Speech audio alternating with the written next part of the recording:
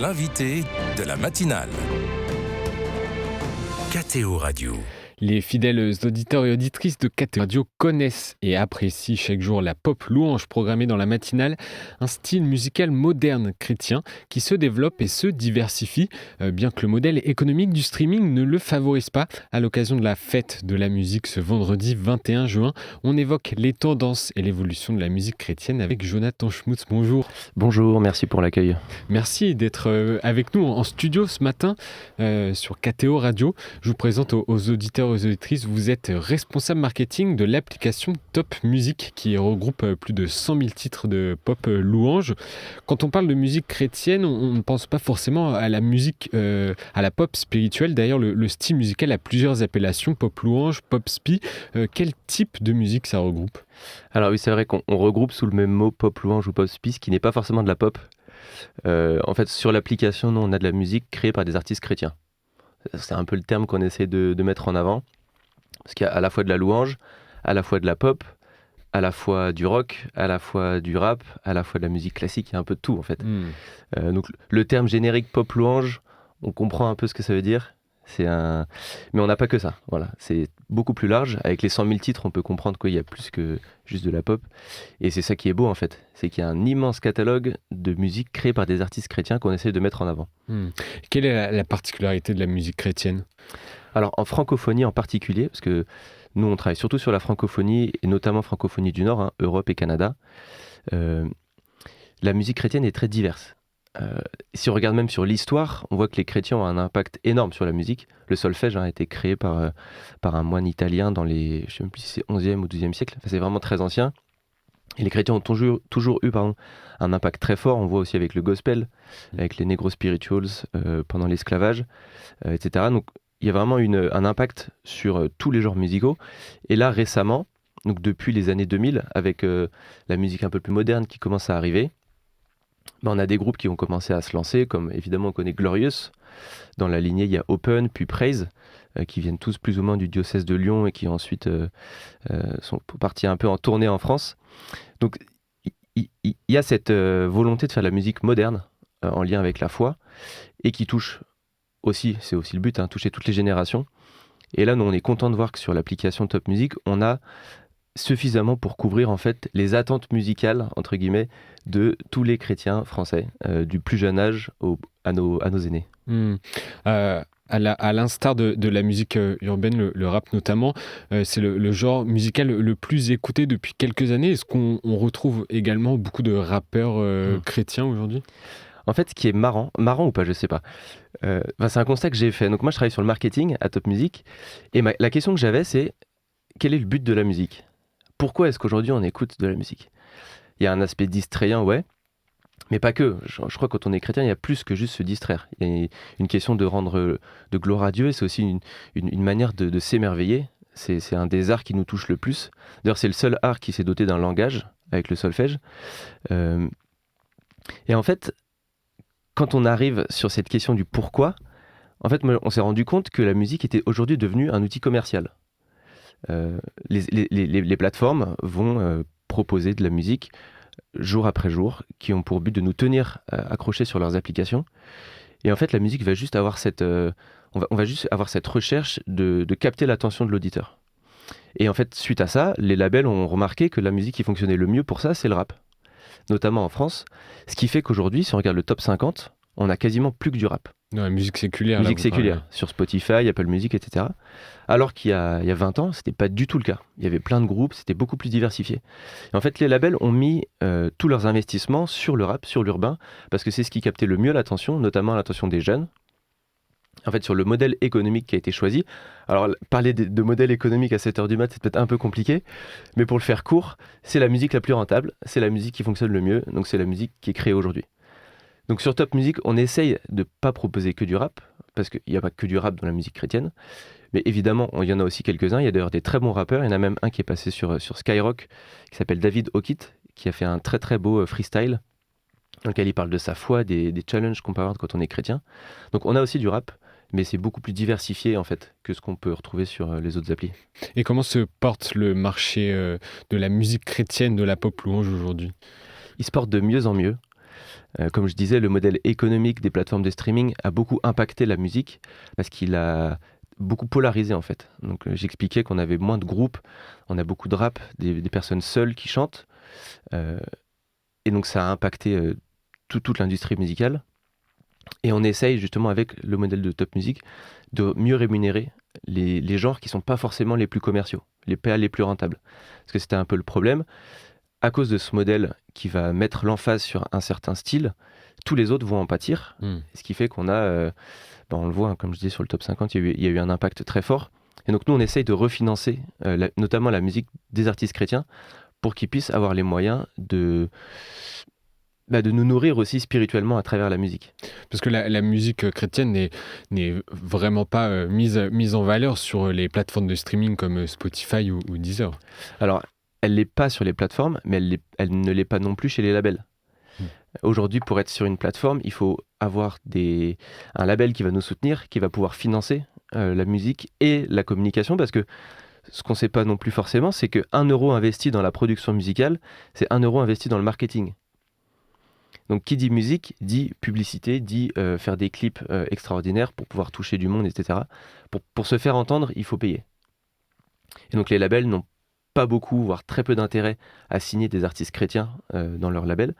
Il commence à y en avoir certains, mais ça reste très très très marginal. Et donc il faut aller trouver un nouveau modèle de financement, et c'est ce qu'on a créé avec Top Music, un modèle qu'on considère et que les experts aussi commencent à considérer comme le plus juste du marché. Et quelle était justement votre intuition au moment de lancer le projet Top Music ? L'intuition, c'était il y a un problème. Les artistes chrétiens ne sont pas financés.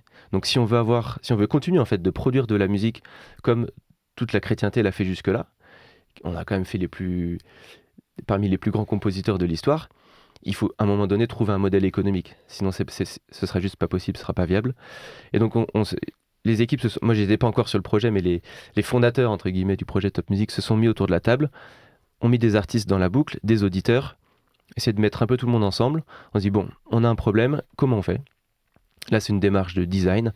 On va essayer de comprendre les besoins de chacun et proposer au fur et à mesure des prototypes qui permettent à la fois sur un point de vue économique, mais aussi d'un point de vue usage, donc sur l'application, de répondre aux besoins. Et ce qui fait qu'aujourd'hui, on a sorti la plateforme en mars, donc ça fait 3 mois, c'est presque l'anniversaire, c'était le 19 mars, donc ça fait 3 mois et 2 jours aujourd'hui. Et en fait, on voit déjà que sur le modèle, on rémunère entre 15 et 20 fois mieux les artistes que sur les autres plateformes. Donc jusque-là, c'est un immense succès. On est très très très fiers de ça, très contents. Et très contents de voir que les artistes en bénéficient et vont enfin pouvoir faire des projets qui sont au niveau de leurs ambitions, quoi. Est-ce que vous proposez autre chose que de la musique en streaming ? Pour l'instant, on se focalise musique streaming en francophonie du Nord. On commence à développer aussi un média pour pouvoir mettre en avant justement tout ce que les artistes proposent. Parce que le catalogue est très riche, mais en fait les gens ne le connaissent pas forcément. Parce que comme je disais, il y a besoin quand même de faire du marketing et de la communication autour des projets musicaux. Donc ce qu'on fait en parallèle, c'est au fur et à mesure, là on a lancé un média sur YouTube. On fait un live mardi soir, là, le 25 juin à 20h, avec notamment Open, qui est un groupe de pop louange chrétienne, qui seront là pour nous expliquer un peu justement eux leur parcours. Comment ils ont fait, parce que faut être courageux à la fois déjà pour faire de la musique, faut être un petit peu fou pour se lancer dans une carrière pro. En plus, quand on est chrétien, on sait qu'il y a encore moins de rémunération à la clé. Et on va essayer de comprendre justement leur parcours, quelles ont été les rencontres phares dans leur vie, les décisions, etc., qui ont permis d'arriver là où ils sont aujourd'hui. Et quelles sont les tendances, les artistes en vogue aujourd'hui qu'on connaît peut-être pas forcément sur KTO Radio, on entend assez régulièrement Open, Praise, Grégory Turpin. Qui sont les nouvelles pépites ? Oui, alors on a parlé de Praise, on a parlé des Guetteurs aussi. Donc les Guetteurs, moi j'adore parce que c'est du reggae et c'est frais. Vraiment d'avoir du reggae avec des paroles comme ça, c'est tellement encourageant et c'est tellement fortifiant. Open, les Guetteurs, Be Witness, Praise, ça c'est vraiment la nouvelle vague, la nouvelle génération. Et on a aussi d'autres artistes un peu plus niche, j'ai envie de dire. Là je parlais juste avant en off du Celtic Collectif, qui est un groupe ou un collectif breton qui fait de la musique celte avec vraiment une touche chrétienne dans le message. Ils ont sorti leur premier morceau je crois que je vais pas dire de bêtises, en novembre. Et c'est un morceau extraordinaire qui est donc disponible sur Top Music, disponible sur toutes les plateformes, qui est à écouter et qui est magnifique. Je sais qu'ils sont en train de faire un album avec leur collectif.